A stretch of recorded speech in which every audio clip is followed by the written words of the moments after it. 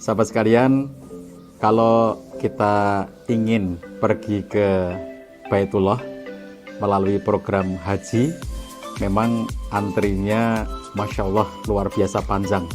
Tetapi ada cara bagi kita untuk bisa cepat sampai ke Baitullah, yaitu dengan jalan umrah. Bersama saya, Cahirita Karyawan, dan tim Wonderful Umroh, kita akan berangkat bersama-sama mendapatkan umroh mabrurah insya Allah.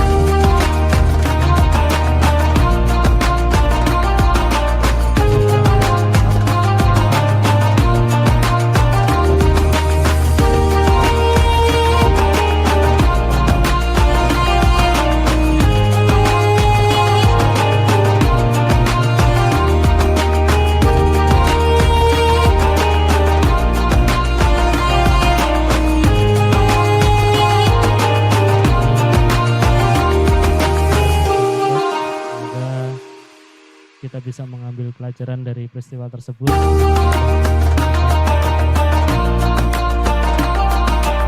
Insyaallah di episode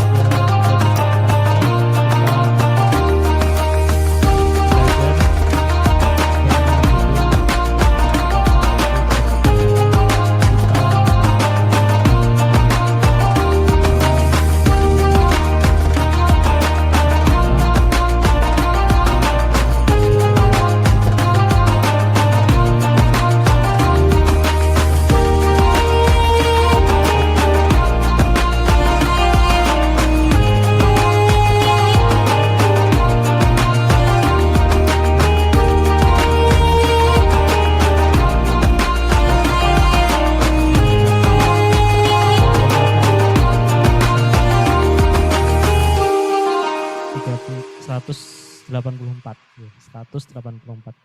Monggo bagi bapak-bapak, ibu-ibu sekalian.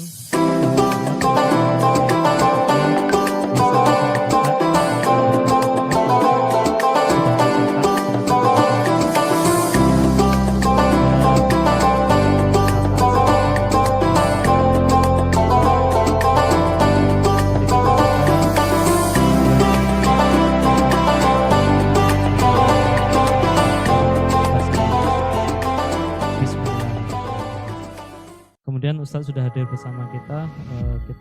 Sahabat sekalian, kalau kita ingin pergi ke Baitullah melalui program haji, memang antrinya Masya Allah luar biasa panjang. Tetapi ada cara bagi kita untuk bisa cepat sampai ke Baitullah, yaitu dengan jalan umrah. Bersama saya, Cahir Karyawan, dan tim Wonderful Umroh, kita akan berangkat bersama-sama mendapatkan umroh mabrurah insyaallah.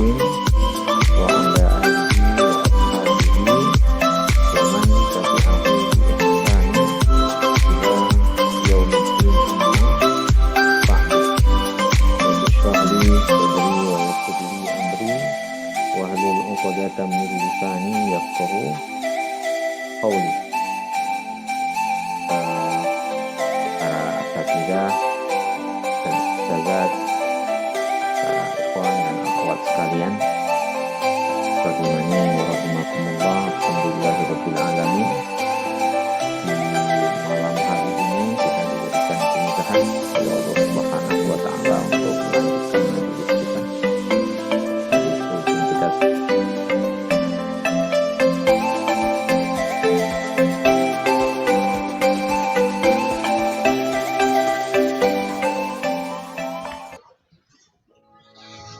Cek. Bismillah. Apakah suara saya terdengar?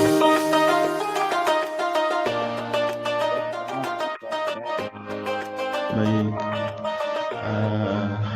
Ahlan wa sahlan kepada Bapak Ibu yang sudah hadir pada kesempatan pada pagi hari ini di kelas Madrasah Baitullah, yang insya Allah kita nanti akan belajar bersama dengan Ustadz yang sesaat kita masih menunggu untuk hadirnya. Bagi Bapak Ibu yang sudah hadir, alhamdulillah dapat berkumpul dengan keadaan semoga sehat walafiat ya. Dapat disiapkan untuk tempat duduknya yang nyaman, untuk alat tulisnya, agar nanti ketika menerima materi dari Ustadz bisa dicatat dan juga bisa didokumentasikan menjadi ilmu yang nantinya dapat kita pelajari lagi dan lagi. Insya Allah pada pagi hari ini kita akan dibersama oleh Ustadz Abdullah Haidir LC yang membahas mengenai tema bermulanya dakwah Islam. Nah, perintah melaksanakan dakwah dan tahapan pertama, yaitu upaya dakwah secara tersembunyi. Nah, bagaimana nantinya kita membekali diri tidak hanya berdasarkan materi-materi perihal bagaimana untuk mempersiapkan diri menuju ke Baitullah, tapi juga kita mempersiapkan diri sebagai seorang muslim yang nantinya belajar mengenai cara pandang Islam yang lebih menyeluruh gitu. Waalaikumsalam warahmatullahi wabarakatuh. Selamat pagi Bu Ida Nur Laila. Nah, insya Allah kita sudah bersama juga dengan Ibu Idang ya. Nah, sembari kita juga menunggu Ustadz, dapat kita ajak-ajak juga Bapak Ibu yang lain agar bisa bergabung di kesempatan pagi hari ini.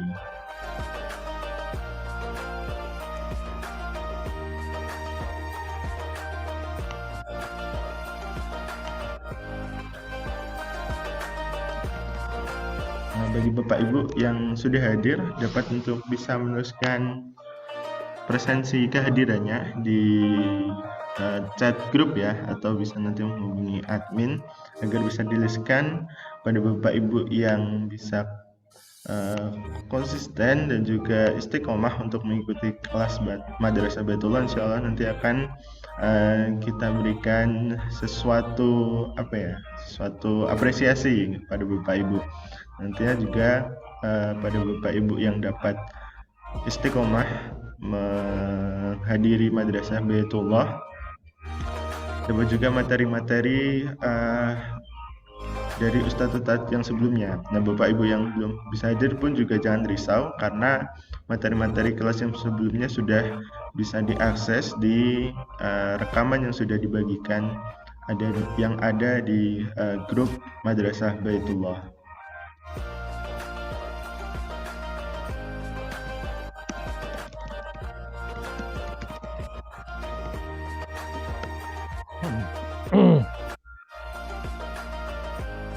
Assalamualaikum, mohon maaf.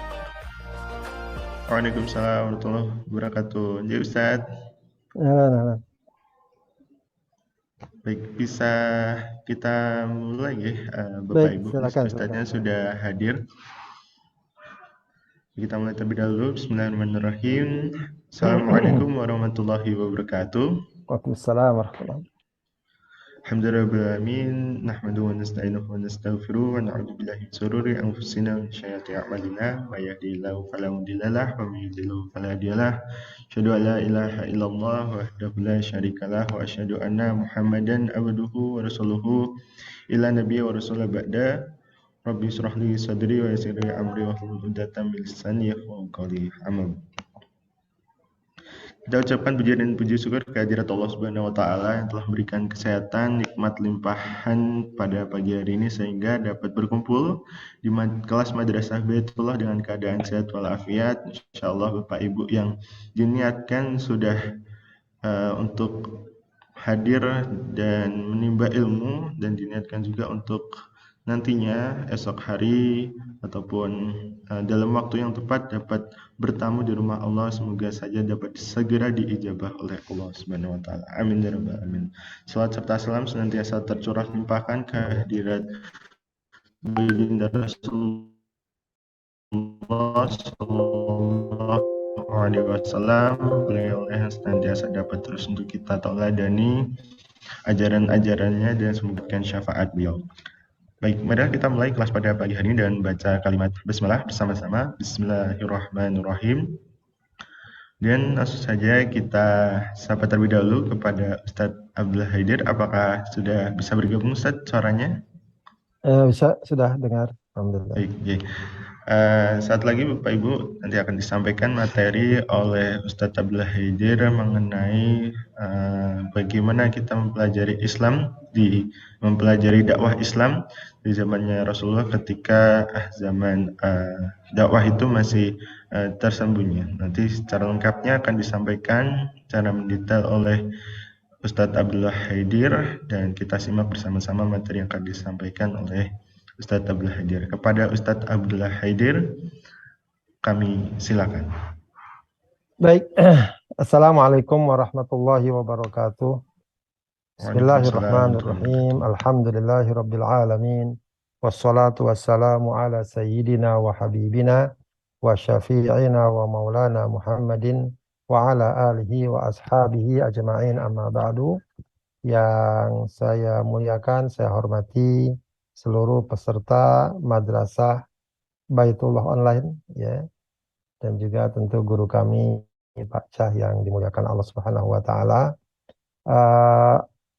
Alhamdulillah, Bapak Ibu sekalian, mohon maaf kalau saya terlambat Kita bersyukur kepada Allah Subhanahu wa taala di pagi hari ini dipertemukan dalam ruang Zoom ya, yang hakikatnya ini tak lain juga merupakan majelis ilmu ya, yang memang menjadi apa namanya, menjadi style orang yang beriman untuk selalu berusaha dapat hadir dalam majelis ilmu, menyegarkan pemahamannya, menguatkan keyakinannya, dan selalu menghadirkan motivasi dan dorongan untuk dapat melaksanakan dan mengamalkan ajarannya. Insya Allah kajian kita pagi ini akan berkaitan dengan sirah nabawiyah, dengan perjalanan dan dakwah kehidupan Rasulullah Shallallahu Alaihi Wasallam.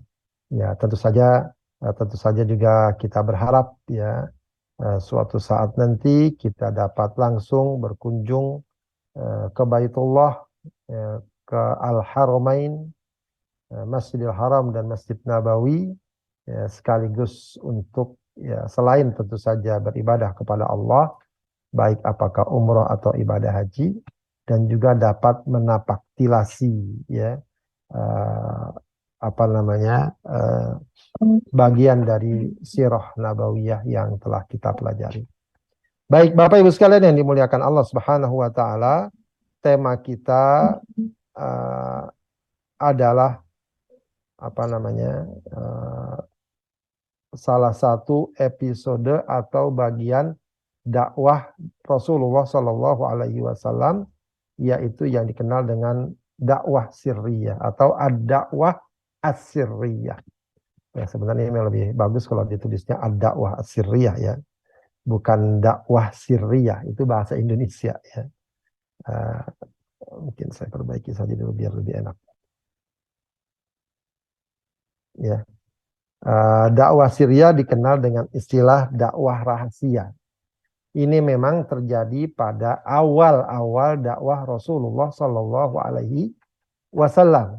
Ya, ketika Rasulullah menerima wahyu pertama dengan turunnya surat Al-Alaq, ya, Iqra bismi rabbikal ladzi khalaq dan seterusnya, khususnya 5 ayat pertama.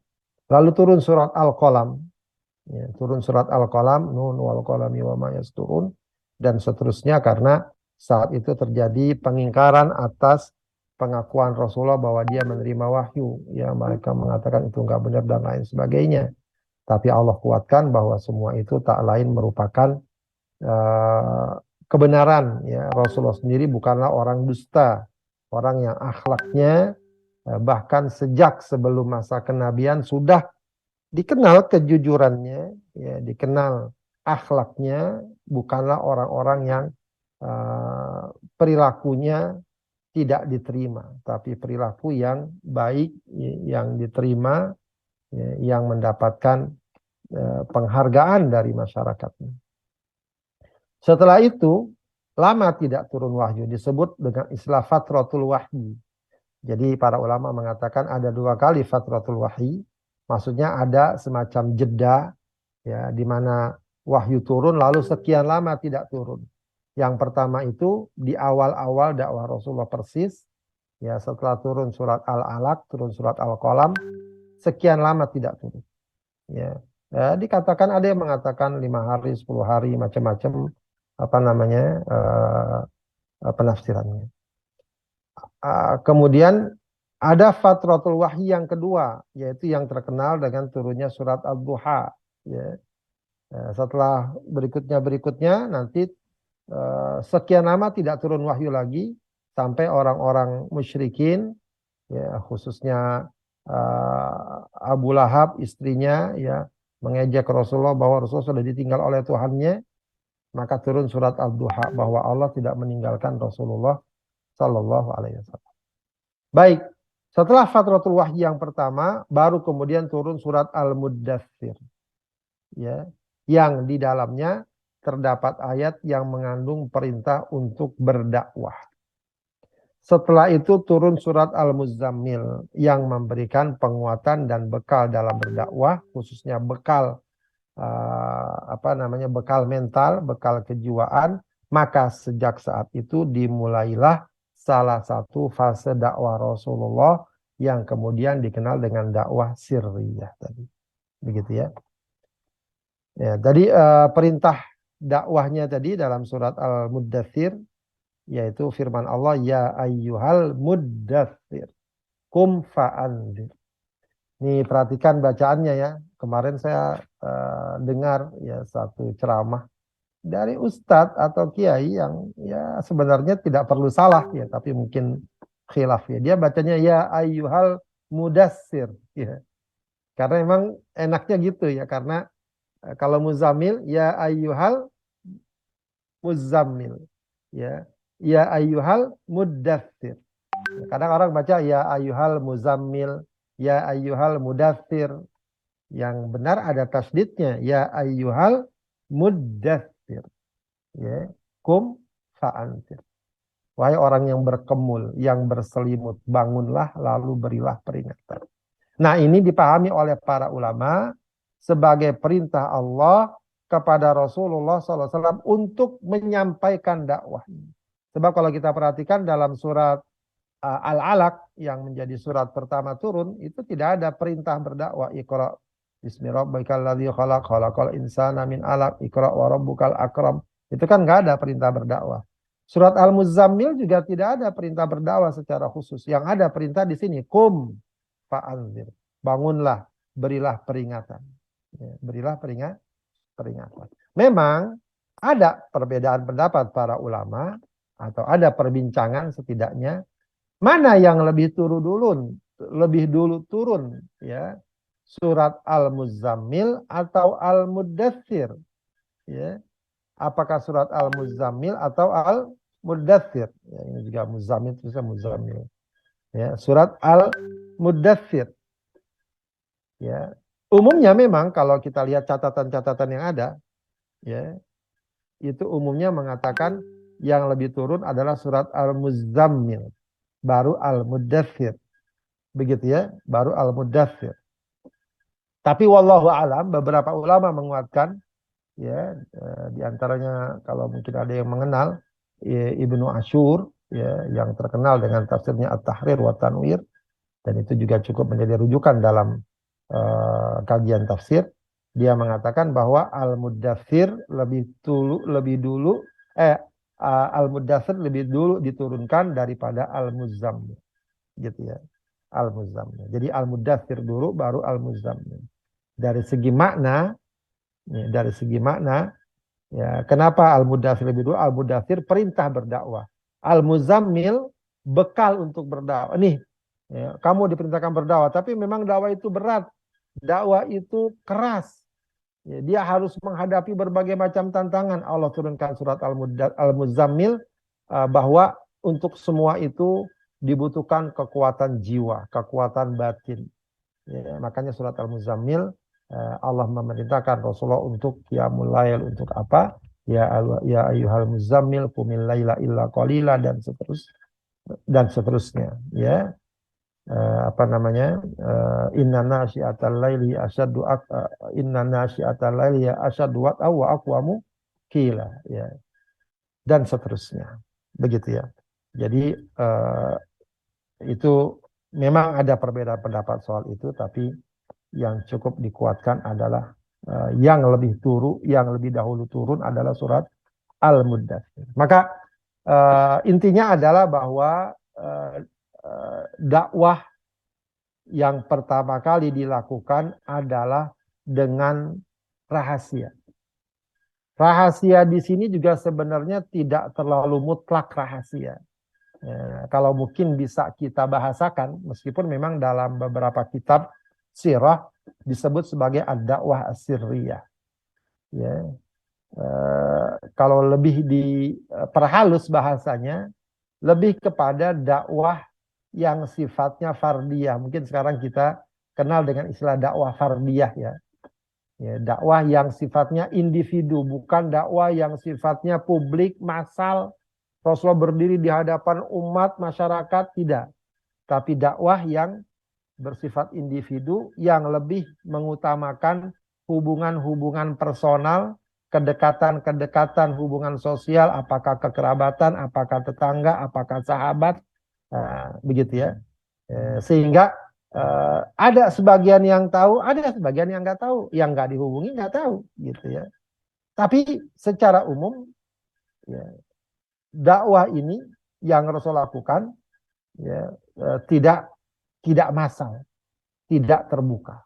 Ya, jadi sekali lagi lebih kepada pendekatan personal tadi, ya, menggunakan hubungan kekerabatan, persahabatan, ya, perkenalan dan semacamnya. Ya, jadi awalnya bahkan bahkan dilakukan di boleh kita bilang di gang-gang di kota Mekah. Kalau bahasa Arab fi syi'ab, ya, di syi'ab itu jalan di antara pemukiman, di antara gunung, di antara lembah dan semacamnya. Begitu. Baik, kesimpulannya Rasulullah mulai berdakwah. Tentu saja yang paling dekat dengan Rasulullah adalah orang-orang dekatnya, maka keluarganya. Maka yang kemudian merespon dakwah Rasulullah, ajakan Rasulullah adalah keluarga terdekatnya atau orang-orang terdekatnya. Ya, tentu saja yang paling pertama, ya, yang merespon dakwah Rasulullah adalah istri beliau sendiri, yaitu Khadijah. Yang memang saat itu baru Khadijah yang menjadi istri beliau, ya, saat beliau diangkat menjadi seorang nabi, maka bahkan yang pertama kali menemani, mendampingi, bahkan menguatkan Rasulullah adalah Khadijah. Dan kemudian langsung dia menyatakan keimanannya ketika Rasulullah menyatakan menerima wahyu dan semacamnya. Kemudian juga diikuti oleh putri-putri Rasulullah. Ya, ini mungkin kadang-kadang suka tidak tercatat, ya. Suka tidak tercatat. Ya, padahal putri-putri Rasulullah itu mereka beriman seketika mengetahui Rasulullah mendapatkan wahyu. Ya, itu memang sering tidak dicatat, dicantumkan. Tapi kalau kita detailkan dalam kitab-kitab sirah, ya, dalam sejarah putri-putri Rasulullah pun juga begitu. Mereka semua menyatakan keimanannya sejak awal. Ya, sejak orang-orang banyak yang belum mengenal Islam, mereka sudah menerima, ya, keimanan kepada Rasulullah. Ya. Kemudian ada lagi, ini sebelum bukan Abdullah bin Mas'ud, ya, Zaid bin Harithah. Ya, ini sebenarnya bagusnya bukan di sini posisinya, saya kok lewatnya. Zaid bin Harithah. Kenapa Zaid bin Harithah? Kenapa Zaid bin Harithah?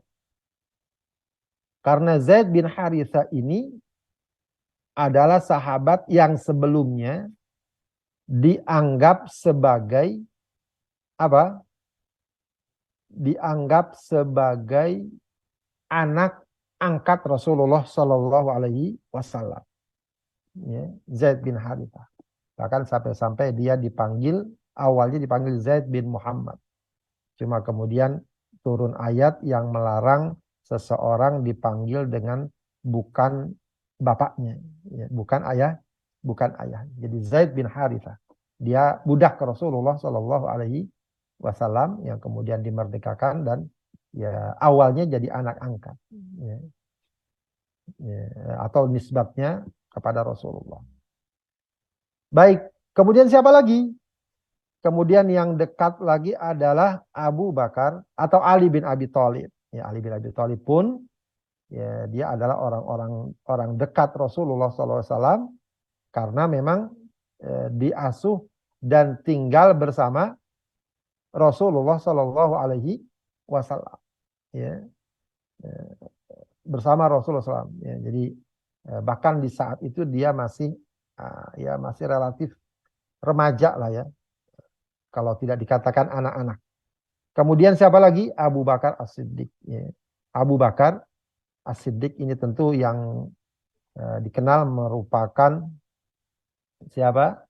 Merupakan orang yang sangat dekat dengan Rasulullah atau sahabat Rasulullah Shallallahu Alaihi Wasallam. Baru kemudian sahabat-sahabat yang lain, ya, ya, ada Abdullah bin Mas'ud, ada Ammar bin Yasir, ya, ada eh, Sa'ad bin Abi Waqqas, ada Bilal bin Rabah, dan seterusnya. Para ulama menyatakan di awal atau di dalam masa dakwah Sirriyah itu sahabat yang masuk Islam ada sekitar 40. Ada yang mengatakan 50, ada yang mengatakan 70-an. Ya, intinya sih di bawah 100 lah ya. Masih belum banyak. Tapi tentu saja sebagai sebuah prestasi, itu prestasi yang besar ya. Karena kita tahu bahwa satu orang saja mendapatkan hidayah, ya, la ayyahdiyallahu bika rajulan wahidan khairun laka min humurin nar. Satu saja orang mendapatkan hidayah karenamu lebih baik daripada humurin nar. Dan tentu saja yang sedikit ini jadi modal utama, ya, jadi potensi yang sangat besar bagi dakwah ke depan. Makanya mereka disebut as-sabiqunal awwalun, orang-orang yang pertama kali menerima dakwah. Dan ini bukan perkara yang ringan. Ya, ini tentu saja sedikit banyak menunjukkan betapa kuatnya keimanan mereka. Ya, betapa besarnya keimanan mereka di saat Islam belum begitu tampak kekuatannya, kejayaannya, mereka sudah menerima Islam. Dan itu tidak mudah. Lain halnya kalau Islam sudah kuat, sudah jaya, sudah menang, lalu orang menerima Islam, ya, maka masih bisa dikatakan selain faktor keimanan, ada juga faktor karena tertarik dengan kebesaran Islam, dengan keagungan Islam, sebagaimana yang sudah dia lihat dengan kasat mata. Adapun para sahabat ini, ya, mereka tentu saja ketika menerima Islam, menerima dengan sepenuh hati. Ya, makanya mereka ini mendapatkan tempat yang mulia di sisi Rasulullah SAW. Ya, dan tidak ada seorang pun dari kalangan as-sabiqunal awwalun, ya, yang kedapatan menyimpang, yang meninggalkan apa yang sudah mereka yakini dan mereka nyatakan. Begitu.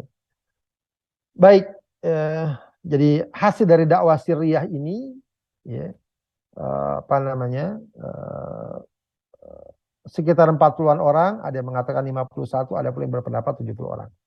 Akan tapi yang unik adalah, ya, bahwa mereka-mereka yang menerima dakwah Rasulullah relatif merata di antara anak suku Quraisy. Jadi memang suku yang cukup dominan di Mekah ketika itu suku Quraisy, meskipun ada suku yang lain, tapi yang dominan suku Quraisy. Suku Quraisy itu suku besar, ya, bukan cuma satu suku kecil, tidak. Dia suku besar. Di bawah suku Quraisy itu ada anak-anak suku lain. Ada Bani Hashim, ada Bani Abdi Manaf, ada Bani Adi, ada Bani, dan seterusnya. Kalau Rasul kan Bani Hashim. Rasul dari Bani Hashim. Begitu ya. Nah, tapi yang masuk Islam bukan hanya dari Bani Hashim. Ya, ada Abu Bakar. Ya, Bani apa dia? Bani Adi, ada Utsman dari Bani Umayyah, begitu ya. Ya, sehingga dakwah ini tidak hanya dikenal sebagai dakwah yang apa kalau boleh kita katakan sekarang eksklusif, ya. Tapi untuk ukuran itu dakwah yang inklusif. Ya, kalau kita katakan mungkin kalau sekarang ya di Indonesia misalnya dominan suku Jawa. Jadi Islam bukan cuma di suku Jawa, tapi merata di berbagai suku di negeri kita. Ya, menggambarkan bahwa memang dakwah ini inklusif, ya. Bahkan bukan hanya dari aspek sukunya, dari aspek strata sosialnya, ya, meskipun memang dominan kalangan bawah, tapi ada juga orang kaya, ada Abu Bakar, ada Umar, ada Utsman, nanti ada Hamzah, begitu ya. Bukan cuma laki-laki, perempuan juga, bahkan yang pertama perempuan, gitu ya. Yang pertama perempuan, bahkan berikutnya juga anak putri-putri Rasulullah. Begitu ya. Perempuan juga. Dewasa, iya. Anak-anak, iya. Merdeka, budak juga. Jadi sejak awal, ya, kalau kita perhatikan, dari dakwah Sirriyah ini sudah bisa ditangkap bagaimana objek dakwah itu, ya, relatif merata untuk semua kalangan. Ya, ini satu hal yang patut kita perhatikan ya, bagaimana agar dakwah ini tidak dicirikan sebagai dakwah milik golongan tertentu. Oh, dia mah dakwahnya cuma ramai di perkotaan, di pedesaan tidak. Nah, itu jadi catatan. Oh, dia cuma cocok untuk anak muda, orang tua tidak. Tidak. Dakwah itu adalah untuk semua, sebagaimana slogan yang sudah dikenal ya, bahwa dakwah kita, dakwah Rasulullah adalah rahmatan lil alamin, ya, rahmatan lil alamin. Adapun markas dakwahnya, ya, jadi tetap saja dakwah membutuhkan markas. Ya, ini diriwayatkan dalam beberapa catatan sirah. Ya, jadi awalnya sih Rasulullah berdakwah di gang-gang, di jalan-jalan, begitu ya. Begitu. Namun kemudian sekali waktu mereka bergesekan dengan orang-orang kafir Quraisy, mereka dilecehkan, diledek, sehingga terjadi perang mulut. Ya, lalu ya sempat benturan juga, ya ada kisahnya itu, Sa'ad bin Abi Waqqas mengalami hal itu. Akhirnya setelah peristiwa tersebut terjadi, Rasulullah menetapkan agar dakwah lebih fokus dilakukan di dalam rumah. Dan akhirnya yang ditetapkan adalah rumah Al-Arqam bin Abil Arqam. Ya, para ulama sirah mengatakan, kenapa rumah beliau yang dipilih? Karena ada rumah Rasulullah. Kan ada rumah sahabat-sahabat yang cukup dikenal, yang cukup berpengaruh, kayak Abu Bakar dan seterusnya. Ya. Kata para ulama, rumah beliau dipilih karena lebih terhindar dari potensi, ya katakanlah diserbulah atau diganggulah oleh orang-orang kafir Quraisy, atau lebih terhindar dari menarik perhatian, tidak menarik perhatian mereka. Ya. Kenapa? Karena Al-Arqam bin Abil Arqam merupakan pemuda. Ya, jadi untuk ukuran masyarakat yang cenderung feodal ketika itu, ya anak muda usia 16 tahun boleh dibilang tidak diperhitungkan. Mereka mungkin nggak kebayang kalau di rumah Arqam ini akan menjadi basis atau markas dakwah. Ya. Lain kalau markas dakwahnya di rumah Rasulullah, di rumah Abu Bakar, mungkin orang-orang kafir sudah langsung melihat, akan menjadi pusat perhatian. Dia yang unik juga, Al-Arqam bin Abil Arqam itu dari keluarga Bani Makhzum. Bani Makhzum ini seterunya dari Bani Hashim. Jadi tentu di masyarakat jahiliyah itu antara suku, ya meskipun dia sama-sama suku Quraisy, ya, tapi mungkin Bani Makhzum dengan Bani Hashim ini ada semacam perseteruan. Sehingga ketika dilakukan di rumah Al-Arqam bin Abil Arqam, tentu di luar prediksi dan perkiraan ya orang-orang kafir Quraisy. Ya, karena nggak mungkinlah Rasulullah mengadakan di rumah Arqam bin Abil Arqam, sebab kan dia dari Bani Makhzum. Bani Makhzum kan musuhnya Bani Hashim. Jadi nggak terbayang. Tentu saja itu dengan perspektif jahiliyah. Karena yang Rasulullah ajarkan bukan lagi asobiyah jahiliyah, ya bukan lagi fanatisme kesukuan, begitu ya. Kemudian lagi posisi rumahnya dekat Bukit Sofa. Ya, Bukit Sofa itu di samping Ka'bah. Ya, artinya itu bukan rumah yang terpencil, tapi boleh dibilang itu di pusat, ya, di pusat pemerintahan. Ya, kadang-kadang biasanya aktivitas yang semakin dekat itu justru tidak terlalu mengundang kecurigaan. Yang dicurigai itu yang jauh-jauh, yang terpencil-terpencil, yang kesannya sembunyi-sembunyi, ya gitu ya. Kalau di Bukit Sofa, ya persis di samping Masjidil Haram. Gitu ya. Kemudian Arqam bin Abil Arqam bukanlah tokoh atau figur yang dikenal masyarakat. Ya, jadi mungkin kita pun mengenal Al-Arqam bin Abil Arqam dari dulu sampai sekarang palingan, ya padahal bisa jadi dia punya sirahnya juga seperti sahabat yang lain. Tapi kalau kita dengar nama Al-Arqam bin Abil Arqam, selalu kita akan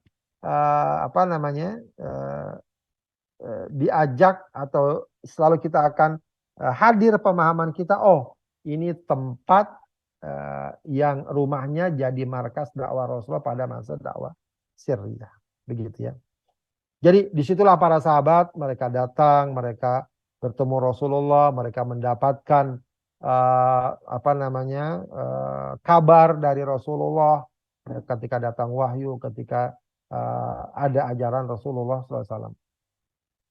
Lalu apa di masa dakwah Syria yang menjadi fokus dan menjadi inti dari dakwah yang Rasulullah sampaikan? tentu saja penguatan iman ya, dan kemudian dalam pengamalan pelaksanaan sholat ya. Penguatan iman bisa kita lihat dari surat-surat Makkiyah yang Allah turunkan, dan sudah sering mungkin kita dengar bahwa surat-surat Makkiyah itu surat-surat yang isinya dan kandungannya adalah penguatan keimanan. Keimanan kepada Allah, keimanan kepada hari akhir, ya, keimanan kepada keagungan dan kebesaran Allah Subhanahu wa Ta'ala ya, lewat penciptaan alam dan semacamnya. Jadi intinya adalah penguatan keimanan, dan itu dapat ditangkap dari surat-surat Makkiyah ya, yang memang diturunkan pada masa-masa awal dakwah Rasulullah Shallallahu Alaihi Wasallam. Begitu ya. Yang kedua adalah ibadah. Yang kedua adalah ibadah. Apa ibadahnya? Ibadahnya sholat. Ibadahnya sholat. Jadi syariat sholat sudah ada. Cuma memang syariat sholat 5 waktu tentu saja baru diturunkan setelah peristiwa Isra Mi'raj. Tapi sebelum itu Rasulullah dan para sahabatnya sholat. Ya, disyaratkan dalam surat Ali Imran 41. Allah berfirman, wasabbih bil ashiyyi wal ibkar. Dan bertasbihlah di waktu sore dan pagi. Ya. Umumnya para ulama tafsir mengatakan yang dimaksud wasabbih bil ashiyyi wal ibkar adalah sholatlah di waktu sore dan pagi. Ya. Umumnya kalau kita perhatikan dalam kitab-kitab tafsir. Saya kutip salah satu kitab tafsir yang menjadi rujukan, yaitu kitab tafsir Al-Baghawi. Ya, wa qala Al-Baghawi mengatakan kila, ada yang berpendapat al-muradu bitasbih as-sholah. Yang dimaksud dengan tasbih dalam ayat ini adalah sholat. Wal ashyi ma baina zawali syamsi ila ghurubi syams. Waktu al-ashyi itu adalah sejak matahari tergelincir sampai terbenam. Jadi ya mungkin kita katakan sore lah ya. Ya. Wa minhu sumya sholatul zuhri wal asr. Ya. Kemudian karena itu nanti sholat zuhur dan asar disebut sholatai al-ashyi. Ya. Wal ibkar ma baina sholatil fajri ila duha. Antara waktu sholat fajar dan waktu duha. Jadi dahulu para Rasul dan para sahabat sholat ya, itu waktunya 2 kali, yaitu pagi dan sore. Pagi setelah sholat fajar, sore ya antara zuhur dan maghrib ya, sebelum maghrib. Terkait dengan persisnya teknis sholatnya ya kurang lebih sama, tapi mungkin tentu saja ada perbedaan-perbedaan kecil. Baik, pertanyaannya apakah kafir Quraisy tidak mengetahui sama sekali dakwah Rasulullah? Dalam beberapa catatan riwayat bahwa sebenarnya orang kafir Quraisy sudah mengetahui, ya, apa yang Rasulullah sampaikan, dan juga termasuk mengetahui adanya sahabat atau orang-orang yang sudah mulai mengikuti Rasulullah. Namun mereka masih belum menganggap bahwa itu sebagai sebuah bahaya. Ya, karena dianggap sebagai aktivitas segelintir orang saja yang ingin mendekatkan dirinya kepada Tuhan. Jadi semacam orang-orang yang mereka katakan pengen bertuhan, pengen beribadah dan seterusnya. Sebab saat juga banyak orang-orang yang ahlul kitab segala macam itu tidak diganggu oleh orang-orang kafir. Jadi mereka masih belum menganggap itu sebagai sebuah bahaya.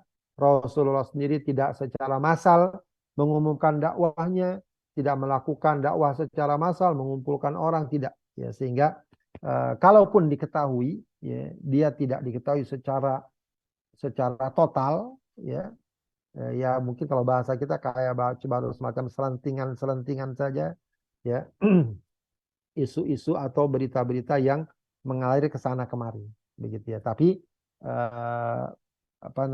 mereka belum menganggapnya sebagai sebuah ancaman. Dan kemudian dakwah Syriah setelah berlangsung selama 3 tahun, bahkan ada yang mengatakan 4 tahun, dakwah Syriah berakhir setelah Allah turunkan firman-Nya, wa anzir ashiratakal aqrabin. Berilah peringatan kepada kerabat-kerabatmu yang terdekat. Yang kita mungkin pernah membaca kisahnya, ya, setelah turun ayat ini wa anzir ashiratakal aqrabin, Rasulullah naik ke Jabal Abi Qubais. Ya. Jabal Abi Qubais itu sekarang ya juga di situ juga dekat Sofa. Ya sekarang itu jadi istana kerajaan kalau sekarang ya di samping Bukit Sofa. Ya, di samping tempat sa'i ya. Itu Jabal Abi Qubais ya. Rasul naik situ ya tentu saja tidak naik ke paling atasnya ya di antara Jabal Abi Qubais. Lalu Rasul panggil itu kerabat-kerabatnya dari Bani Hashim, Bani Abdi Manaf dan seterusnya. Kemudian baru dia sampaikan dakwah.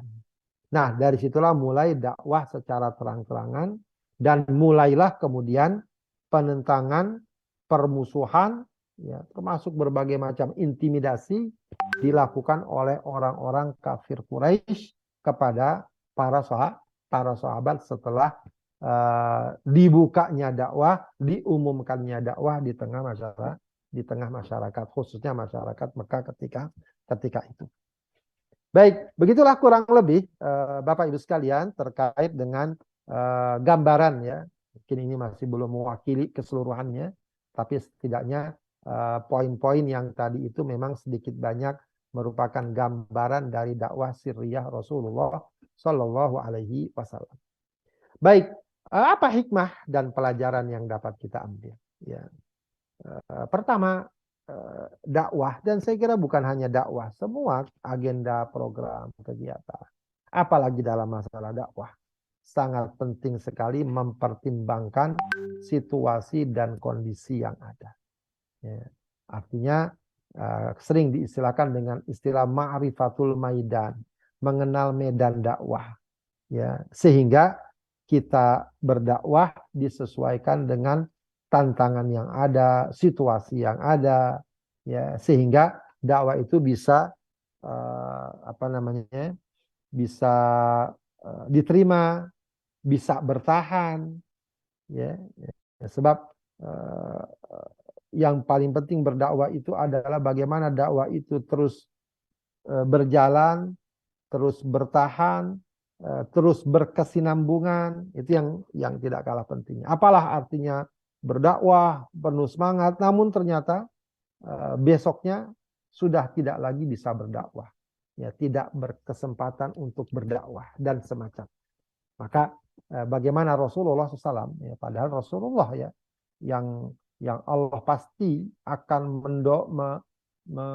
membelanya, akan menolongnya, akan memberikan mukjizat-mukjizatnya, tapi tetap Rasulullah SAW mempertimbangkan segala sesuatunya, apa yang cocok, apa yang layak, apa yang bisa dilakukan dalam kondisi dan situasi yang ada. Makanya dakwah Makkah dan dakwah Madinah itu memiliki pendekatan-pendekatan yang berbeda.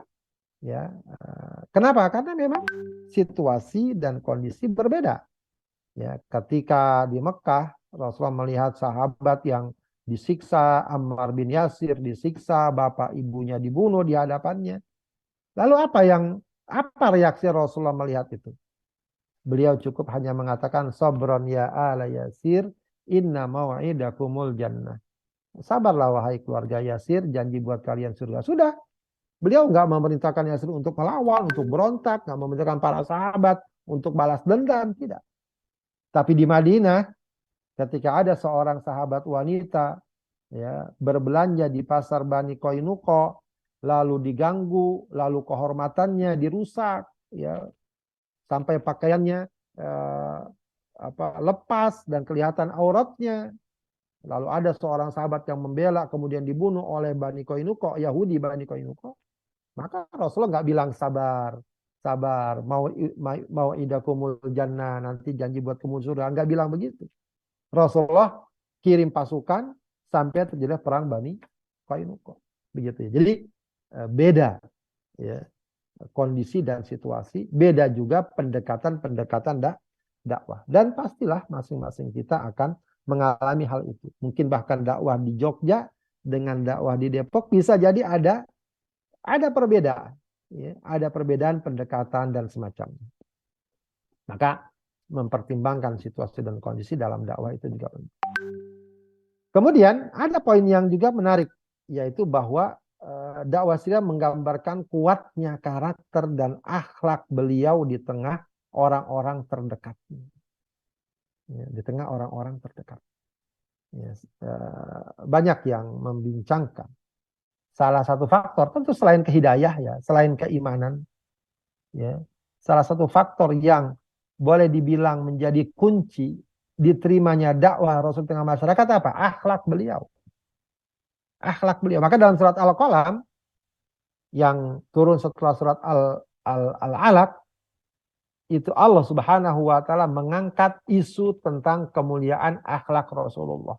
Nun wal qalami wa ma yasturun ma anta bi rabbika bimajnun wa inna laka la ajran ghairu mamnun wa innaka la ala khuluqin adzim. Sungguh engkau adalah orang yang memiliki akhlak yang mulia. Ya. Karena memang kalau kita perhatikan ya, kita sedikit memposisikan diri kita. Bukan sekarang, kalau sekarang kita udah tahu segala kemuliaan Rasulullah, kebenaran Islam, segala argumentasinya, segala buktinya. Kalau zaman itu, tiba-tiba ada orang yang ngajak kita tidak beriman. Lalu ada orang ngajak kita, ayo kita beriman. Ini saya Rasul, saya dapat wahyu. Kalau zaman sekarang ada orang begitu, kita kan bisa cari referensinya.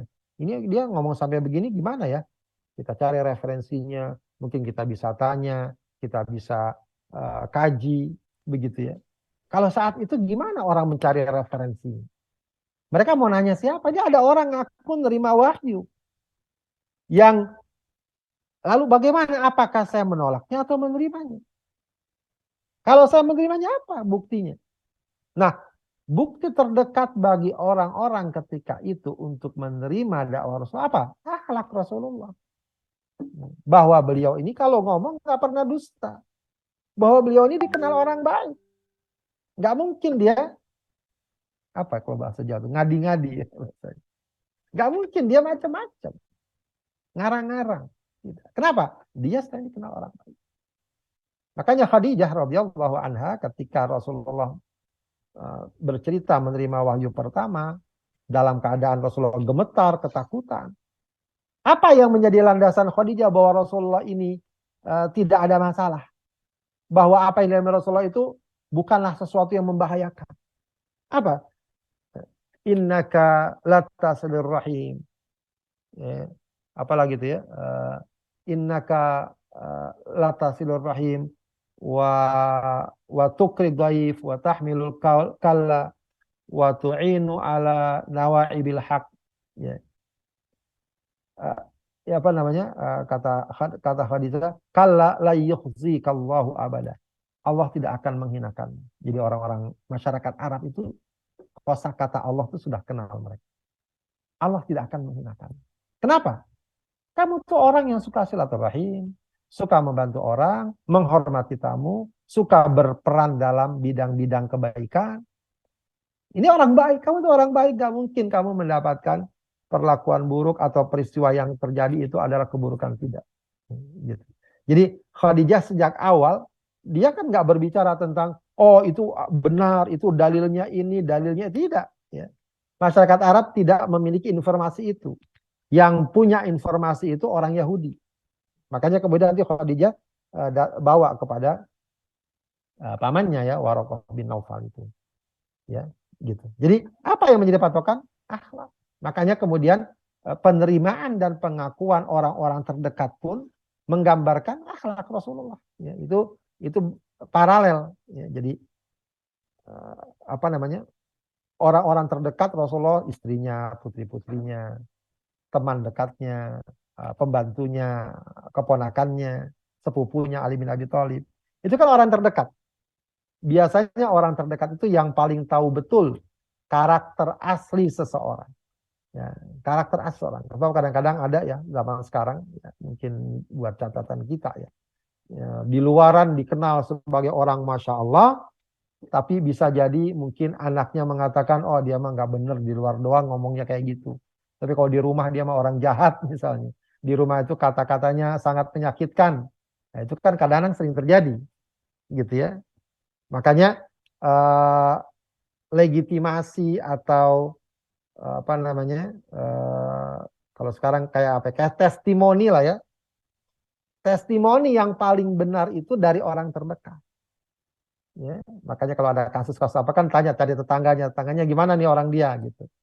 Ya, orang terdekat. Kalau dari orang-orang jauh yang hanya ketemu mungkin sekali atau bahkan di media online itu kan gampang dibuat gambaran-gambaran pencitraan dan semacamnya. Orang-orang terdekat itulah yang akan mengetahui karakter asli seseorang. Nah, kalau kita perhatikan tadi, yang menerima dakwah pertama kali adalah orang-orang terdekat Rasulullah SAW, menggambarkan bahwa betapa Rasulullah mendapatkan penerimaan dan pengakuan yang asli sesuai dengan kemuliaan dan kedudukan. Ya, maka ini juga hendaknya mengingatkan kita untuk menghadirkan sikap perilaku yang baik. Ya, jangan sampai justru kebalikannya.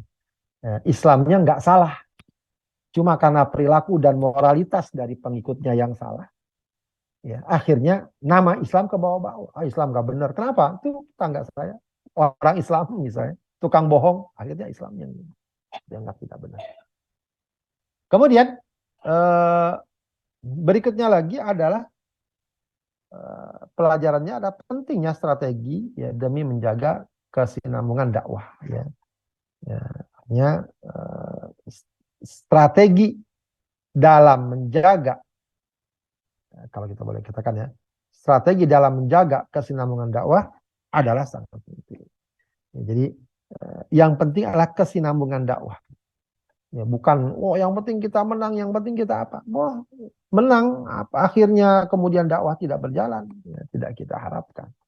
Ya, makanya ada riwayat mungkin sering kita dengar ya, bagaimana Abu Dzar Al-Ghifari setelah masuk Islam dia langsung berdakwah di depan Ka'bah, ya, lalu dipukuli oleh orang kafir Quraisy sekali dua kali, ya, akhirnya Rasulullah udah kamu pulang saja ke kampung kamu, ke suku Ghifar, kamu berdakwah di sana. Ya, itu strategi untuk menjaga kesinambungan dakwah ini sangat penting. Ya, kita harus melihat ya tantangan dan situasi yang ada. Ya, tidak selalu kemudian kita berada dalam front terdepan menghadapi ya katakanlah kekuatan-kekuatan yang dapat merusak dakwah dengan segala kekuatan yang kita tampilkan. Ya, sebab dalam situasi dan kondisi tertentu ya bisa jadi seseorang mengambil jalan menepi. Yang penting dakwah berkelanjutan. Yang penting dakwah tetap berjalan. Sebab di setiap masa, di setiap kurun, dakwah pasti menghadapi tantangan. Dan Allah Subhanahu wa Ta'ala pasti akan memberikan solusi, jalan keluar ya, bagi dakwah itu sendiri yang tadinya merupakan tantangan atau kadang-kadang kita anggap sebagai sesuatu yang berat, kayak dakwah Sirriyah ini kan. Kalau boleh dibilang ini tak lain karena situasi saat itu yang sangat lemah. Tapi justru ya, kondisi itu menjadi peluang tersendiri. Ya, dengan dakwah Sirriyah itu ya, Rasulullah bisa membangun basis kekuatan yang kokoh sebelum tampil di tengah masyarakat. Sebab wallahu alam, seandainya ya, dakwah Sirriyah tidak dilakukan, lalu Rasulullah tidak memiliki lapisan kedua, kalau boleh kita bilang, lapisan kedua yang kuat, lalu menghadapi tantangan keras dari orang-orang kafir Quraisy, siapa yang akan menjadi penyokong, menjadi pelindung? Ya, tentu saja kalau kita bicara kekuasaan Allah iya pasti. Cuma secara logika, secara sunnatullah, ya, ketika Rasulullah sudah memiliki pengikut yang kuat, yang kokoh, lalu dia tampil, walaupun menghadapi berbagai macam tantangan, insya Allah relatif ya, lebih terjaga. Lain halnya kalau Rasulullah sendiri tidak ada yang menopangnya, lalu dia langsung berdakwah, menghadapi hantaman dan ujian dari kafir Quraisy, maka beliau akan menanggung sendiri. Tapi dengan dakwah Sirriyah, setidaknya beliau sudah memiliki basis, lapis kedua, basis dakwah yang kuat, yang kokoh, dan faktanya demikian. Ya, meskipun akhirnya Rasulullah memiliki atau menghadapi tantangan yang begitu sulit, ya, namun strategi yang beliau lakukan justru memberikan keuntungan bagi dakwah yang besar. Begitu seterusnya. Ya, kita mungkin mengatakan di masa sekarang dakwah, masya Allah, ya begitu banyak tantangannya, begitu banyak pihak-pihak yang langsung atau tidak langsung ya berupaya untuk menghentikan atau menghambat jalur dakwah. Kadang dari segi budaya, kadang dari segi media, bahkan kadang dari segi wewenang, ya, secara birokratis dan seterusnya. Ada saja upaya untuk menghalangi dakwah. Tapi tetap kita katakan, ya, tetap saja di sana ada peluang. Yang penting adalah bagaimana strategi itu diatur, bagaimana agar kesinambungan dakwah tetap terjaga. Baik, kemudian yang terakhir ada kemuliaan menjadi pionir dakwah, ya, pionir kebaikan. Jadi selalu ya dalam hal apa saja menjadi pionir itu akan memiliki kedudukan yang tinggi. Walau mungkin dia bukan siapa-siapa, tapi dia jadi pionir. Ada seorang yang menjadi cuma sekedar guru ngaji, ngajarin orang baca Al-Quran, tapi dia jadi pionir di situ. Dulunya orang nggak ada yang bisa ngaji, lalu dia di situ ngajarin orang ngaji. Ya, itu luar biasa kebaikan. Ya. Kebaikan-kebaikan orang-orang yang telah dia ajarkan akan diberikan kepada dia. Dan itu akan berlanjut turun-temurun. Nanti dia akan mengajarkan lagi kepada orang sudahnya, dan seterusnya. Ya, jadi kalau boleh kita katakan MLM dakwah itu yang paling dahsyat. Ya. Sebab kita akan terus mendapatkan aliran kebaikan. Maka penting ya, kalau bisa kita ini siapapun hendaknya jadi pionir. Mungkin bukan sesuatu yang besar, tapi paling tidak ya. Mungkin di rumah kita, di keluarga kita, di masyarakat kita, di komunitas kita, di instansi kita. Ya katakanlah kita berada di satu instansi, kok nggak ada pengajian nih misalnya. Maka kita buat pengajian. Ya, mungkin awalnya berat, tapi siapa nyana suatu kali atau berikutnya ternyata pengajian itu terus berkembang sampai ketika kita sudah tidak di situ lagi.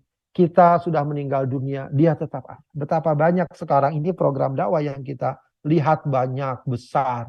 Itu awalnya cuma kecil saja, sedikit saja, tapi terus berjalan. Maka orang-orang yang meletakkan dasar-dasar dakwah di situ, dialah pionir dan dialah yang akan mendapatkan aliran kebaikan-kebaikan. Makanya para sahabat kata Rasul, jangan kamu caci para sahabat. Mereka itu pionir. Mereka pionir. La tasubbu ashabi, kata. Jangan kalian caci para sahabat. Kenapa? Rasul memberikan satu perumpamaan yang menarik. Lau anfaqtum mithla Uhudin dhahaban ma balagha mudda ahadihim wala nasifahum. Seandainya kalian sedekah emas sebesar gunung Uhud, bayangkan. Bukan segram 2 gram, bukan 1 on 2 on, sekilo 2 kilo, sebesar gunung Uhud kita sedekah dengan emas. Kalau dibandingin dengan kebaikan sahabat gimana kata Rasulullah? Ma balagha mudda ahadihim. Kebaikan kamu tuh nggak sampai 1 mud kebaikan mereka, bahkan setengahnya pun enggak. Jadi 1 mud itu cuma seraupan saja. Itu kalau kita sedekah dengan 1 gunung emas. Kenapa? Ya karena para sahabat pionir. Setelah Rasulullah, mereka lah yang berjasa menjaga kelangsungan dakwah, menyebarkannya sampai kemudian tersebar ke seluruh penjuru dunia, termasuk ke kita. Maka ini pentingnya menjadi pionir. Mulianya menjadi pionir. Karena itu Bapak Ibu sekalian, dimanapun kita, mungkin kita bisa mulai dari tempat-tempat yang kecil. Ayo kita mulai pengajian di sini yuk. Mungkin awalnya sedikit, tapi lama-lama itu menjadi agenda program yang paten gitu ya. Program yang paten. Ya, ada mungkin di instansi dulunya nggak ada pengajian, lalu digagas yuk, bikin musola, bikin pengajian. Alhamdulillah mungkin 10 tahun, 20 tahun kemudian, 30 tahun kemudian, ternyata jadi lembaga pendidikan yang luar biasa. Bisa jadi demikian. Ya, mungkin dulu bisa jadi pesantren Gontor misalnya yang sekarang sedemikian besar, pesantren Tebu Irung yang bisa jadi awalnya cuma sekedar beberapa orang, beberapa gelintir orang, mereka bikin program dan ternyata jadi bergulir, ya, jadi sebuah program yang dahsyat. Maka setiap muslim ya hendaklah jadi pionir. Para sahabat mereka menjadi pionir, masuk dalam barisan dakwah di masa-masa awal dan kemudian ternyata siapa nyana ya, mereka pun para sahabat tentu saja nggak mengira bahwa kemudian hasil dari dakwah mereka ya menjadi kekuatan yang dahsyat. Dahulu mungkin Indonesia, ya, siapa yang mengira Indonesia menjadi negara dengan populasi muslim terbesar di dunia? Orang-orang yang membawa Islam pertama kali ke negeri kita tentu tidak mengira. Cuma mereka meletakkan dasar-dasar dakwah dan kemudian terus berkembang dan berkembang. Baik, Bapak Ibu sekalian yang dimuliakan Allah, itu barangkali yang dapat saya sampaikan terkait dengan dakwah Sirriyah ini dan ya, sekaligus hikmah dan pelajaran di dalam. Demikian, mohon maaf kalau ada kekurangan. Assalamualaikum warahmatullahi wabarakatuh. Waalaikumsalam warahmatullahi wabarakatuh. Baik, jazakumullah khair kepada Ustadz Abdullah Haidir yang telah memberikan materi yang sangat luar biasa. Bermulanya dakwah Islam itu dari keluarga terdekat ya, dari orang-orang yang terdekat ya, sahabat-sahabat kita dulu. Diceritakan dan dikisahkan Rasulullah mengkader sahabat-sahabat terdekatnya dari Abu Bakar, Ali, Utsman, dan yang lainnya itu menjadi orang-orang yang insya Allah berkualitas dan paling baik begitu ya. Dan kita juga bisa mencontoh dari sahabat-sahabat terdekat beliau menjadi orang yang dapat kita tauladan juga sebagai kualitas seseorang yang memang luar biasa gitu. Nah, kita lanjutkan Bapak Ibu untuk sesi tanya jawab. Bagi Bapak Ibu yang berkenan untuk bisa bertanya dan berdiskusi dengan Ustadz, kita buka sesi tanya jawab. Di sini bisa untuk langsung raise hand atau menuliskan pertanyaan di kolom komentar. Di sini sudah ada satu pertanyaan Ustadz, saya bacakan izin dari Ibu Sri Wardani. Saya bacakan, dakwah di zaman Rasulullah intinya untuk keselamatan nyawa dan untuk membebaskan penindasan. Nah, apakah dakwah seperti itu masih efektif Ustadz pada saat ini? Karena kita semua tahu bahwa berbagai media dapat digunakan untuk dakwah pada saat ini secara terbuka. Baik, ini ada satu hal yang mungkin patut diluruskan ya. Ya memang kesannya dakwah Rasulullah itu adalah dakwah untuk membebaskan kaum muslimin dari penindasan. Kalau kita perhatikan, itu bukan fokus utama dakwah Rasulullah SAW. Ya, kita bisa lihat baik dalam ayat-ayat Makkiyah tadi dan juga dalam beberapa riwayat terkait dengan dakwah Rasulullah pada masa-masa permulaan. Ya, tidak ada secara spesifik Rasulullah mengajarkan, ayo ikut saya biar kalian bebas dari penindasan orang-orang kafir Quraisy apa tidak. Ya, tapi yang diajarkan adalah ya penanaman keimanan, akidah yang kuat, ya, berbanding terbalik ya, berhadapan dengan kemusyrikan, penyembahan terhadap berhala yang dilakukan oleh orang-orang kafir Quraisy, gitu, oleh orang kafir Quraisy, begitu. Kalaupun kemudian dominasi yang masuk Islam yang menerima dakwah Rasulullah adalah kalangan kecil, itu juga ya, tentu saja sebagai sebuah akhlak kita kepada para sahabat. Bukan serta-merta mereka karena tidak mau lagi dijajah kalau bahasa kita sekarang, tidak mau lagi dikuasai oleh orang-orang kafir Quraisy, tidak. Tapi pertama lebih karena keimanan. Kedua, ya artinya orang kalau udah hidayah mau siapapun ya dia akan menerima. Kedua karena kedekatan kepada Rasulullah Shallallahu Alaihi Wasallam. Dan ketiga, ya relatif orang-orang kecil itu tidak ada pretensinya, ya tidak ada faktor subjektif yang lain. Mereka melihat apa yang Rasul sampaikan benar, akhlak Rasulullah bagus. Ya, apalagi kalau dibandingkan dengan misalnya akhlak orang-orang kafir Quraisy dan penyembahan terhadap berhala. Ya, jadi diterima dengan hati yang bersih, diterima. Ya, kondisi mereka sebagai masyarakat bawah itu lebih besar dan lebih bersih untuk menerima itu. Sementara kenapa para pembesar orang-orang kafir Quraisy menolak? Ya, itu tadi, maka sering dalam Al-Quran kan sering digambarkan penolakan mereka itu. Kenapa? Karena kesombongan, karena ego yang ada pada mereka, begitu ya. Apa istilahnya kalau dalam Al-Quran, eh, eh, eh, apa, mereka menolak ajaran Allah Subhanahu wa taala, wajahadu biha wastaiqonatha dzulman wa uluwa. Mereka menentang Allah, ya, padahal mereka meyakini kebenarannya. Kenapa mereka menolak? Zulman, kezaliman, wa uluwa. Dan mereka merasa besar, masa saya mau mengikuti Rasulullah yang apa di bawah saya dan lain sebagainya. Gitu. Jadi jangan samakan ya dakwah Rasulullah dengan isu-isu pembebasan ala siapa, ala Marxisme misalnya, ala ini atau apartheid begitu ya, ala Mandela, dan tidak.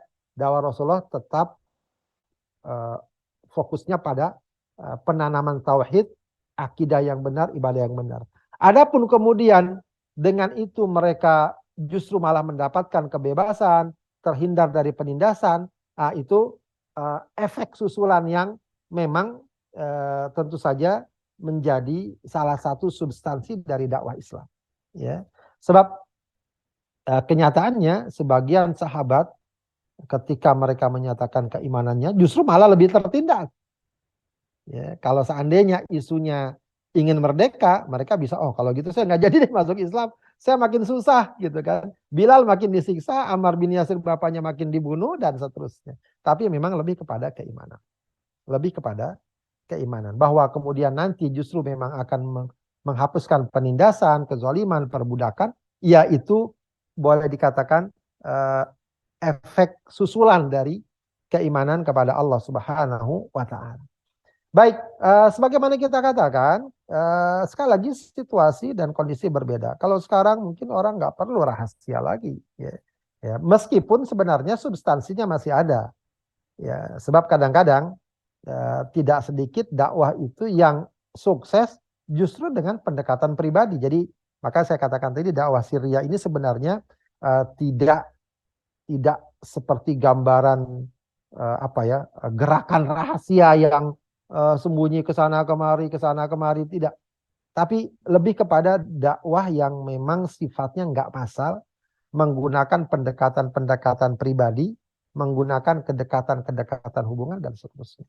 Nah, jadi walaupun sekarang dakwah begitu massal, begitu masif, bisa lewat berbagai macam media, tapi juga kalau kita perhatikan dakwah yang sifatnya fardi, maka dakwah Syria di sini juga bisa kita artikan dakwah fardiyah, ya, pendekatan-pendekatan individual itu juga masih ada sisi-sisi dibutuhkannya. Ya, sebab kadang-kadang ada orang, apalagi zaman sekarang ya, dakwah itu begitu masif sehingga orang seakan-akan di mana aja bisa dapat gitu ya.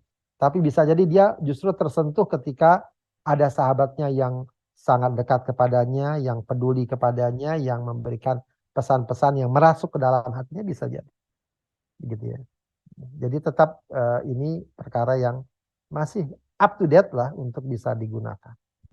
Wallahu a'lam. Baik, itu pun juga sekaligus mungkin ini ya Ustaz, menjawab dari tambahan pertanyaan dari Ibu Ida, yaitu mengenai apakah dalam konteks sekarang Ustaz, dakwah Syria itu masih relevan untuk diterapkan dengan penyebaran Islam. Baik, tentu saja ketika dakwah sudah bebas, sudah bisa disampaikan terbuka, ya tidak perlu seorang secara secara ideologis ya, sebagai sebuah manhaj melakukannya secara rahasia, ya dakwah terbuka. Cuma lagi-lagi saya katakan, ya bedakan ya, ini dakwah Syria ini dengan dakwah misalnya istilahnya, dakwah yang sifatnya selektif, ya, dakwah yang sifatnya selektif, ya, sebab sampai pada masa Rasulullah berdakwah secara terang-terangan, tetap juga ada sahabat-sahabat yang dekat, yang spesial, ya, yang level tertentu ada, begitu ya, ada. Atau juga misalnya Rasulullah ketika ini nanti bisa dibahas dalam sirah berikutnya ya, Baiatul Aqobah. Setelah Rasul mengambil baiat Aqobah yang kedua, ya, Baiatul Aqobah yang kedua, sekitar berapa dia 70-an orang sahabat, itu Rasulullah bagi para sahabat dengan beberapa kelompok dengan satu pembimbing gitu ya. Padahal itu kan udah melewati dakwah sirriyah. Ya, maksudnya adalah nanti dikenal dengan istilah dakwah nukhbawiyah. Ya, bagaimana dakwah itu juga mempertimbangkan dalam tanda kutip ya kelas-kelas penerimaan dari mad'unya, dari objek dakwahnya. Begitu ya. Nah, itu bukan dakwah sirriyah, tapi bahwa dakwah ini ada memang orang-orang yang katakanlah memiliki kecakapan khusus, kekuatan khusus, kapasitas khusus. Nah, dia patut mendapatkan perhatian yang lebih banyak, yang lebih efektif untuk meningkatkan lagi kapasitasnya agar dakwanya lebih efektif. Adapun mungkin dakwah yang sifatnya umum, kalau biasa dikenal dengan istilah dakwah jamahiriyah, ya. Dakwah yang sifatnya massal ya sudah sekedar untuk kita sampaikan nilai-nilai dasar Islam, kita support, kita dukung ya agar mereka beriman, bertakwa ya. Tapi ada orang-orang yang memang patut mendapatkan bimbingan secara intensif ya. Sebenarnya kalau kita perhatikan misalnya ya dunia pesantren lah ya. Itu kan juga memakai kaidah-kaidah ini, ada kelas-kelas tertentu, ya, ada santri senior, ya itu bukan dakwah sirriyah, tapi dakwah juga mementingkan, memperhatikan adanya ya klasifikasi begitu, ya klasifikasi bahwa memang ada yang patut mendapatkan perhatian secara khusus agar dia nanti bisa memiliki bekal-bekal dakwah yang lebih khusus. Ada yang sifatnya umum, publik, massal, ada. Begitu ya. Tapi kalau dakwah sirriyah secara umum kita rahasia, betul nggak bisa ini disampaikan ke orang lain, ya tentu dalam suasana yang terbuka, ya itu tidak terlalu dituntut sedemikian rupa. Ya, tidak perlu dituntut sedemikian rupa. Wallahu a'lam. Baik, jazakallah khair Ustaz. Mungkin pada saat ini juga kita mengenal dengan istilah mungkin mentor begitu ya Ustaz. Jadi beberapa orang yang berkumpul untuk mempelajari satu bidang dan itu dapat menambah kapasitas yang konteksnya memang dikhususkan untuk mempelajari Islam lebih dalam dengan kepakaran masing-masing begitu ya Ustaz. Ya, seperti itu bagus ya. Itu berarti ya memang ada orang-orang yang butuh untuk didakwahi secara spesifik gitu ya, lebih kepada pembinaan, pembekalan ya, sebab kalau misalnya dilakukan secara massal ya nanti gabung lagi dengan orang-orang yang mungkin awam ya, sehingga tidak ada pembekalan yang bersifat khusus ya. Itu sesuatu yang lumrah terjadi dalam berbagai hal ya, dalam berbagai bidang juga akan kita dapati ya, bahwa misalnya ada orang yang belajar bahasa, ada bahasa yang masih elementary ya, ada yang advance ya, ada yang sudah ahli ya, dan semacam. Wallahu a'lam.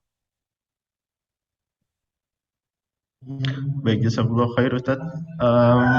Mungkin kita cukupkan untuk sesi Q&A dan diskusi bersama Ustaz. Jazakallah khair, tadi sudah banyak pertanyaan yang dijawab dan kita cukupkan untuk sesi diskusi pada kesempatan kelas kali ini. Lalu ada beberapa informasi yang dapat saya sampaikan mengenai Wonderful Umroh. Ayo umroh bersama keluarga.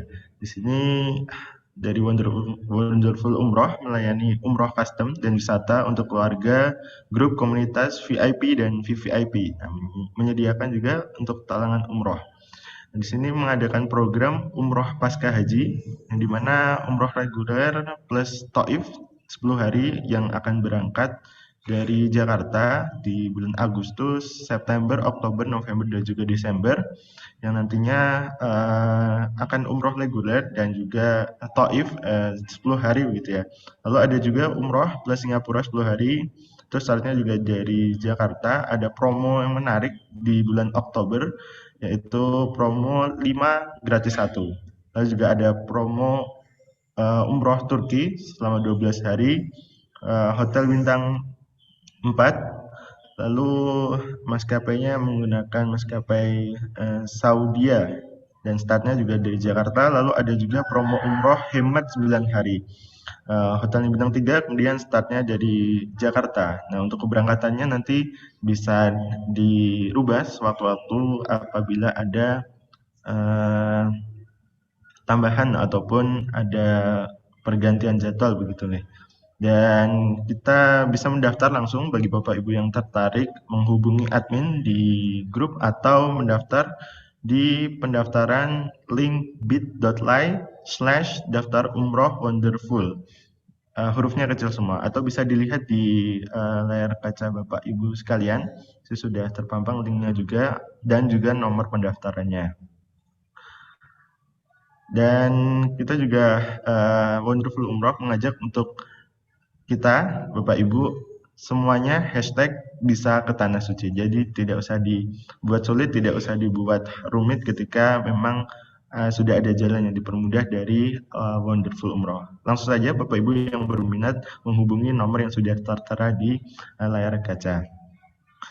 Lalu sekali lagi kami ucapkan jazakumullah khair kepada Ustadz Abdullah Haidir. Setelah sampailah kita di penghujung acara sesi Madrasah Baitullah yang sudah dibersamai oleh Ustadz Abdullah Haidir. Semoga ilmu yang diberikan oleh Ustadz yang mempelajari mengenai bermulanya dakwah Islam bisa mendapatkan hikmah-hikmah dari pembelajaran dakwah Rasulullah ketika zaman Syriah agar menambah kualitas diri kita sebagai seorang muslim. Kita akhiri forum kelas pada Madrasah Baitullah kesempatan pagi hari ini dengan baca Alhamdulillahirabbil alamin, kemudian disempurnakan dengan doa kafaratul majlis.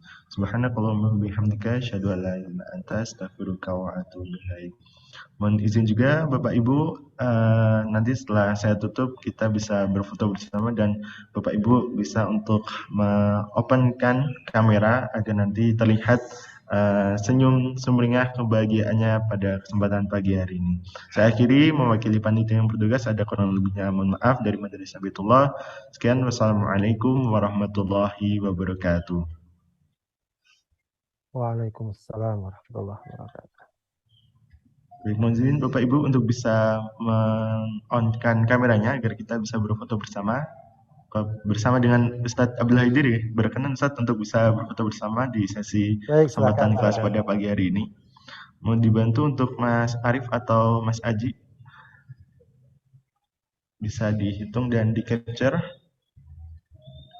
Apakah sudah siap? Silakan Bapak Ibu bisa untuk meng-on-kan kameranya dulu meski kami tunggu agar kita bisa berfoto bersama mendokumentasikan kelas Madrasah Baitullah pada kesempatan pagi hari ini. Silakan pada Bapak Ibu, kita mulai guys. Siap, dihitung dari 3, 2, 1. Siapkan senyum yang terbaik. Baik, sekali lagi 3, 2, 1.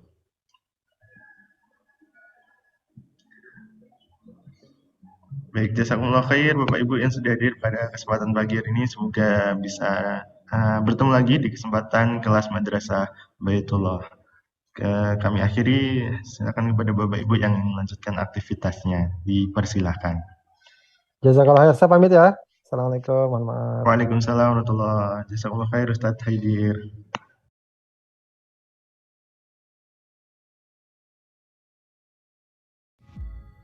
Sahabat sekalian, kalau kita ingin pergi ke Baitullah melalui program haji, memang antrinya Masya Allah luar biasa panjang. Tetapi ada cara bagi kita untuk bisa cepat sampai ke Baitullah, yaitu dengan jalan umrah. Bersama saya, Cahirita Karyawan, dan tim Wonderful Umroh, kita akan berangkat bersama-sama mendapatkan umroh mabrurah insya Allah.